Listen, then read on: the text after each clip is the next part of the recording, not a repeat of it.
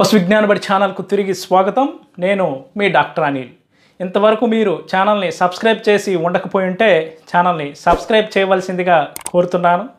మీ ఆవుకు కానీ గేదెకు కానీ ఎన్నిసార్లు సెమెన్ చేయిస్తున్నప్పటికీ చూడి కట్టడం లేదా? అయితే దానికి అనేక కారణాలు ఉన్నప్పటికీ ఎండోమెట్రైటిస్ అనేది ఒక ముఖ్యమైనటువంటి కారణం కింద మనం చెప్పుకోవచ్చు. అసలు ఎండోమెట్రైటిస్ అంటే ఏంటి, ఎందువల్ల ఈ ఎండోమెట్రైటిస్ పశువుల్లో వస్తుంది, అలాగే ఈ ఎండోమెట్రైటిస్ ఉన్నటువంటి పశువుల్లో ఏ లక్షణాలు ఉంటాయి, అలాగే దీనికి ఎటువంటి ట్రీట్మెంట్ చేయించుకోవాలి అన్నటువంటి విషయాలను మనం ఈ వీడియోలో తెలుసుకుందామండి. అయితే ముందుగా ఎండోమెట్రైటిస్ అంటే ఏంటి? ఎండోమెట్రైటిస్ అంటే గర్భాశయ వాపు వ్యాధి. మనం ఈ ఆడ పశువు యొక్క గర్భాశయ వ్యవస్థ కానీ మనం చూసినట్లయితే ఇది ఒక ట్యూబ్ వంటి వ్యవస్థ అండి.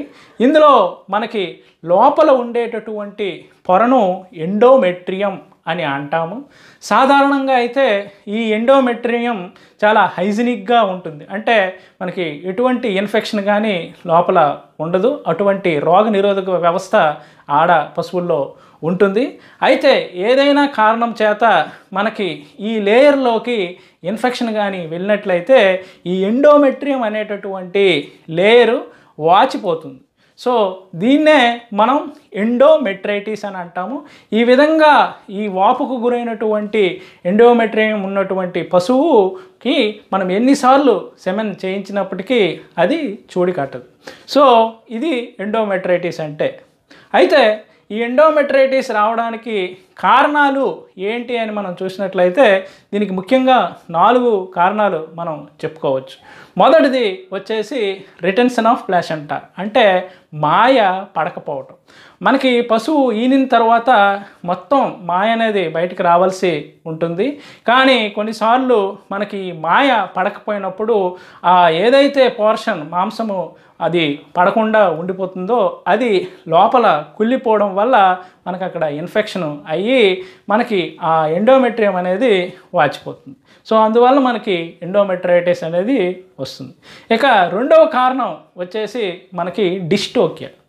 పశువు ఈనలేకపోవటాన్ని, నార్మల్గా ఈనలేకపోవటాన్ని మనం డిస్టోకియా అంటాం. అటువంటి సందర్భాల్లో మనం దూడను బలవంతంగా బయటికి లాగవలసి ఉంటుంది.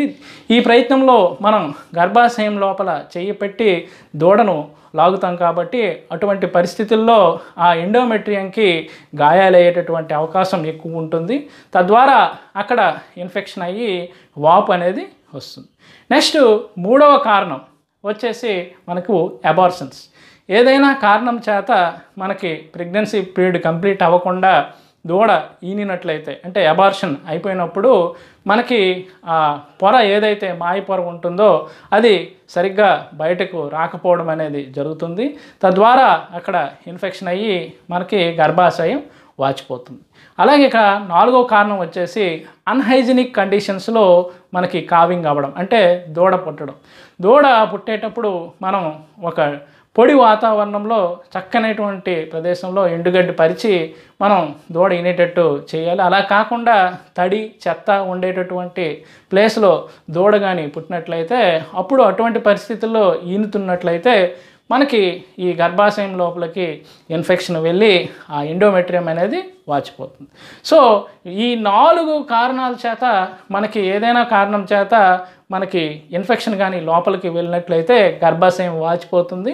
అటువంటి పశువులకు మనం అన్నీ కరెక్ట్గానే ఉంటాయి, కానీ మనం చేసినటువంటి సెమెన్ వల్ల ఫలితం అనేది ఉండదు. సో అది క్లియర్ అయితే కానీ మనకి పశువు చూడి కట్టేటటువంటి అవకాశం ఉండదు. అయితే ఈ ఎండోమెట్రైటిస్ లక్షణాలు ఏ విధంగా ఉంటాయి? మనకి సాధారణంగా ఇవి 2 రకాలు ఎండోమెట్రైటిస్. ఒకటి క్లినికల్ ఎండోమెట్రైటిస్, రెండవది సబ్ క్లినికల్ ఎండోమెట్రైటిస్. ఈ క్లినికల్ ఎండోమెట్రైటిస్ అంటే మనకి గర్భాశయం వాచిందని క్లియర్గా మనకి బయటికి లక్షణాలు కనిపిస్తాయి. ఈ సబ్ క్లినికల్లో మనకి లక్షణాలు బయటికి కనిపించవు. అయితే ఈ క్లినికల్ ఎండోమెట్రైటిస్లో మనకేంటంటే పశువు ఎదకు వచ్చినప్పుడు ఆ తీగలు కానీ మనం చూసినట్లయితే అవి నార్మల్గా క్లియర్గా ఉండవు. మనకి చీము అలాగే ఒక బ్యాడ్ స్మెల్తో పాటు ఈ తీగలు అనేవి ఉంటాయి. సో ఆ విధంగా మనకి పశువులో ఎండోమెట్రైటిస్ ఉందని మనం గమనించవచ్చు. అలాగే ఎదలో లేనప్పటికి కూడా కొన్నిసార్లు పశువులు పడుకున్నప్పుడు కిందకి మనకి ఈ గర్భాశయం నుంచి చీముతో కూడినటువంటి తెల్లని ద్రవం కారడం అనేది మనం చూస్తుంటాము. సో ఈ విధంగా మనం ఎండోమెట్రైటిస్ని గుర్తించేటటువంటి అవకాశం ఉంటుంది. అలాగే మనకి వెటనరీ సిబ్బంది కానీ మనకి రెక్టంలో చేయి పెట్టి పరీక్షించినప్పుడు ఈ గర్భాశయం అనేది వాచి ఉండడాన్ని గమనించవచ్చు. తద్వారా కూడా మనం ఎండోమెట్రైటిస్ని గుర్తించవచ్చు. అలాగే మనకి ఈ వైట్ సైడ్ టెస్ట్ అనేది ఒక టెస్ట్ ఉంటుంది. సో దాని ద్వారా కూడా మనం ఈ పశువుకు ఎండోమెట్రైటిస్ ఉన్నట్టు గుర్తించుకునేటటువంటి అవకాశం ఉంటుంది. అయితే ఈ ఎండోమెట్రైటిస్ ఉన్నప్పుడు ఏం చేయాలి, ట్రీట్మెంట్ ఏ విధంగా చేస్తారు? అయితే ముందుగా ఈ గర్భాశయంలో ఇన్ఫెక్షన్ని మనం క్లీన్ చేసుకోవలసి ఉంటుంది. కాబట్టి మన పశు వైద్యాధికారులను కానీ సంప్రదించినట్లయితే ఆ వాపు యొక్క తీవ్రతను బట్టి దానికి సంబంధించినటువంటి యాంటీబయాటిక్స్ మనం వాడుకోవాల్సి ఉంటుంది. అయితే ఇక్కడ ముందుగా మనం అయోడిన్ వాడి గర్భాశయాన్ని క్లీన్ చేసుకోవడం అనేది జరుగుతుంది. తర్వాత మనం ఇంట్రాయుట్రైన్ యాంటీబయాటిక్స్ అనేవి ఉంటాయి. సో వాటిని గర్భాశయంలోకి ఎక్కించడం ద్వారా మనం ఈ వాపును క్లియర్ చేసుకునేటటువంటి అవకాశం ఉంటుంది. అలాగే అవసరమైతే పశు వైద్యాధికారి సలహా మేరకు వారు ఈ మనకి జనరల్గా కూడా కండకు కూడా యాంటీబయాటిక్స్ వాడేటటువంటి అవకాశం ఉంటుంది. అలాగే రైతు వారీగా చేయవలసినటువంటి ముఖ్యమైనటువంటి విషయం ఏంటంటే మనకి మంచి క్వాలిటీ అయినటువంటి మినరల్ మిక్సర్స్, అందులో విటమిన్ ఏ, విటమిన్ ఈ ఉన్నటువంటి మినరల్ మిక్సర్స్ కానీ మనం వాడినట్లయితే ఏదైతే ఈ ఎండోమెట్రియం పొర మనకి వాచి ఉన్నదో అది హీలింగ్ అవ్వడానికి ఈ విటమిన్ ఏ, విటమిన్ ఈ అనేవి ఉపయోగపడతాయి.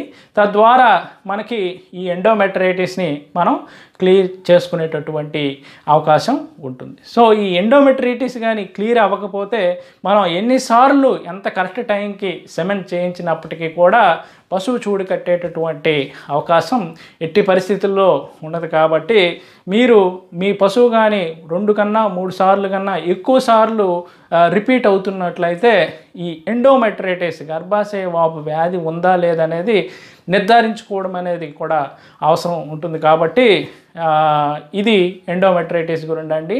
సో ఈ వీడియో కానీ మీకు ఉపయోగపడిందని అనుకుంటే దయచేసి లైక్ చేయగలరు. మళ్ళీ మరొక మంచి వీడియోతో మళ్ళీ మీ ముందుకు రావడం జరుగుతుంది. అంతవరకు సెలవు. నమస్తే.